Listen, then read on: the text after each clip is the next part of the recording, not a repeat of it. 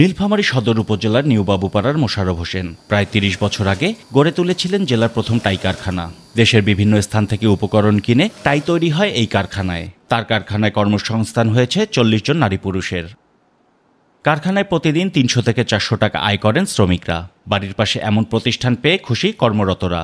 বাড়ির কাজকাম সব শেষ করে আসি, আমি এখানে কাজ করতেছি। এখান থেকে আমি যা পাই সেটা আমার বই খাতা এসব কিনি, আমি নিজস্ব জিনিস কিনি, আর বাকি টাকাটা আমি বাড়িতে দিই। এই টাকা দিয়ে আমার বড় মেয়েকে বিয়ে দিছি, ছোট মেয়ে একটা আছে লেখাপড়া করতেছে। জেলায় এমন টাই তৈরির কারখানা গড়ে উঠেছে বেশ কয়েকটি, যেখানে কাজ করে ৮ শতাধিক নারী পুরুষ। নীলফামারী সদাগর পাড়া আছে, আমাদের হারোয়া আছে, এখানে মোটামুটি ৭০০-৮০০ লোক আছে, মহিলা আছে যে বাড়িতে বাড়িতে তারা টাই তৈরি করে।